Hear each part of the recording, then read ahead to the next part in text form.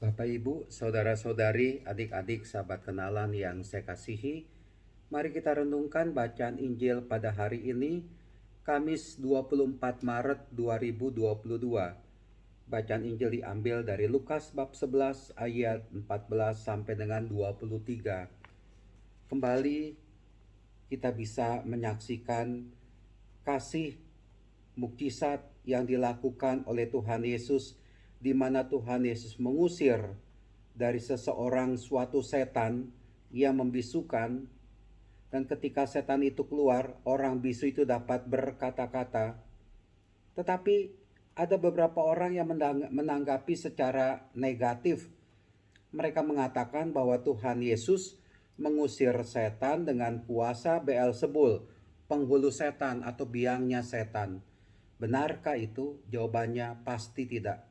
Karena Tuhan Yesus sendiri adalah putra Allah atau Allah yang datang ke dunia, dan tentu saja mengusir roh jahat, mengusir setan, tidak menggunakan, tidak mohon bantuan kekuatan dari Beelzebul, penghulu setan, biangnya setan itu.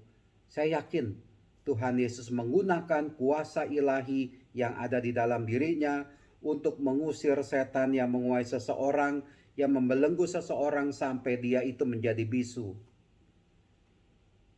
Kenapa orang-orang banyak punya pandangan negatif terhadap Tuhan Yesus? Bisa saja karena mereka itu iri.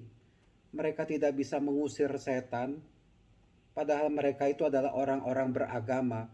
Bisa saja mereka itu ahli-ahli Taurat, orang-orang Farisi, imam-imam kepala pada saat itu.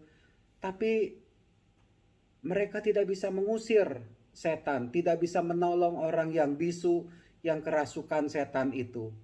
Tapi kenapa Tuhan Yesus bisa mengusir setan dari dalam diri orang yang dibelenggu oleh kebisuan itu?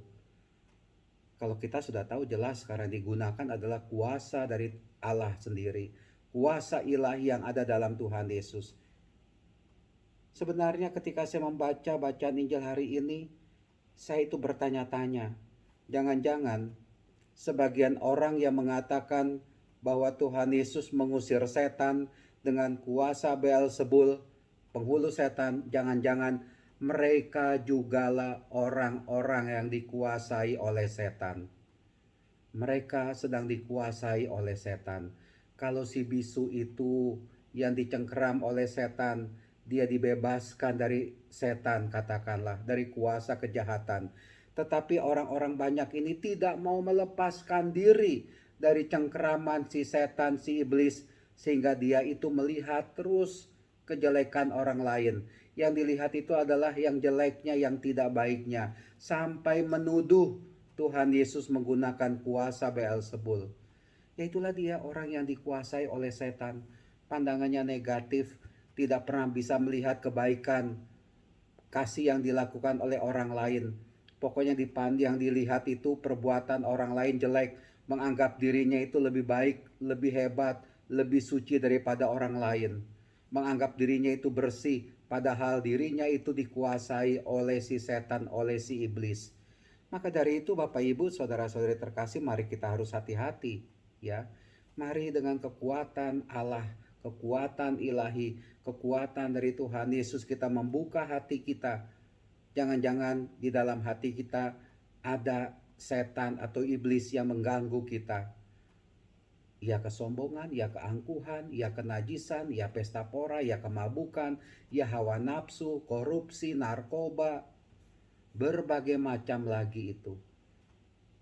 Mari kita bersihkan diri kita, tubuh kita, jiwa kita, supaya tidak dikuasai oleh Tuhan, oleh setan, tetapi kita memohon kekuatan dari Tuhan Yesus.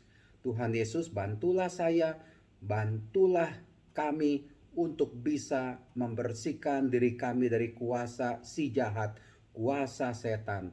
Masuklah ya Tuhan Yesus ke dalam diri saya, kuasailah diri saya, usirlah setan dalam rupa kesombongan, keangkuhan, kenajisan, pesta pora, kemabukan, hawa nafsu, korupsi, narkoba, dan segala macamnya itu.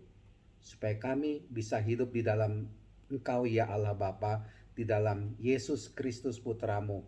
Kita percaya Tuhan menguatkan, melindungi kita dari kuasa kegelapan, dari kuasa si iblis yang mau menyeret kita jatuh ke dalam dosa.